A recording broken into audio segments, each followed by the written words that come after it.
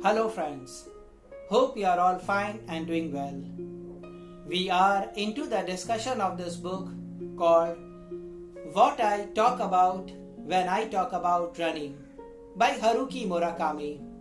Today, we are going to complete this third chapter and we are into the third and the final video of this third chapter. The name of this chapter is Athens in Midsummer, running 26.2 miles for the first time. I have shared the links of all the previous videos of this book in the description below for your reference. So let's start. Next he talks about his travel to Greece, where he ran from Athens to Marathon. This was the opposite direction, means the original marathon starts from Marathon to Athens, but Haruki Murakami decides to run backward. This was an officially organized media tour sponsored by Greek government's Board of Tourism and some other magazines. He was asked to travel to Greece and write a travelogue about his trip.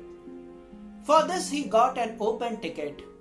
So once his running was completed, he could stay in Greece as long as he wanted.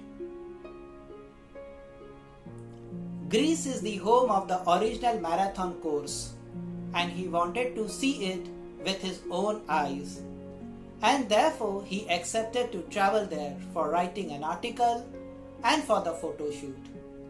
It was midsummer in Athens, and the heat was unbelievable and harsh. Running 26 miles in that heat, he says, was not a very good decision.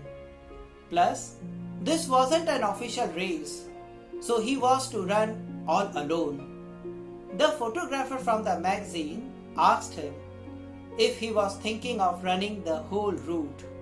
Murakami replied, yes, he is intending to run the entire route, as that's the objective of this tour. To this, the photographer told him that whenever they do these type of projects, most people don't finish the entire route and they just take some photos and the work is done. Murakami writes in this context that sometimes the world baffles me. I can't believe that people would really do things like that. And Murakami decided to run the entire route.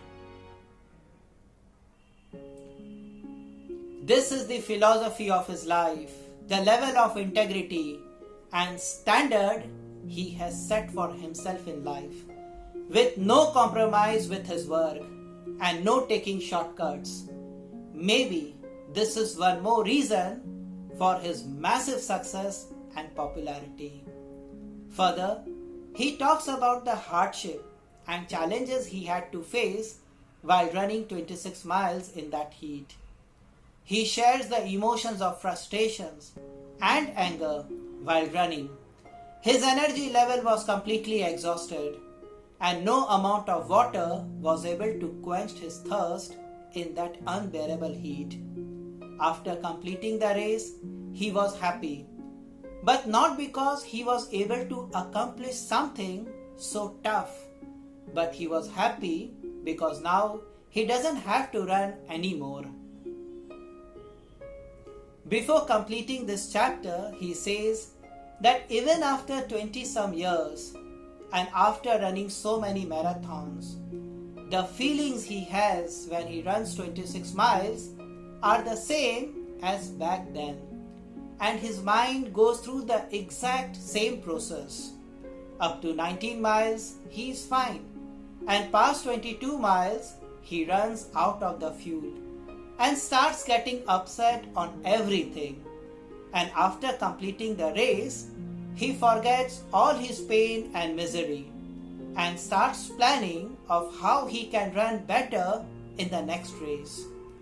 The funny thing is that he says, no matter how much experience he has under his belt, no matter how old he gets, it's all the repeat of what came before.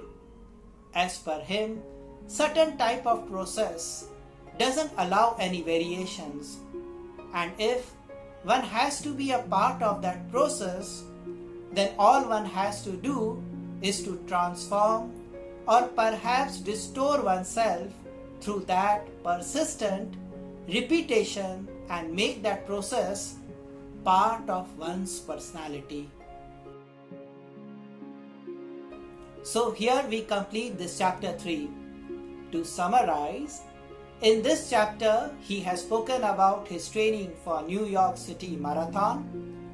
He has shared about one of the marathon which did not go well as per his plan and his difficulties in running from Athens to Marathon.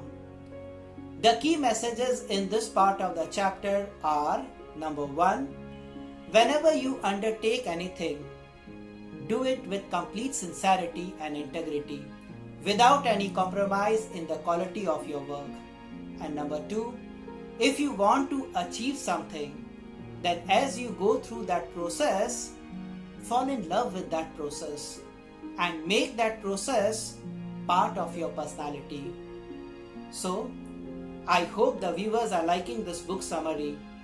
I encourage you all to read this book. There are many insights. What I am sharing are my understanding of this book, and it's not the final interpretation. So when you read, you may find more insights with possible different interpretations. So here we complete this chapter 3. In the next video, we shall start with chapter 4. So till then, thank you.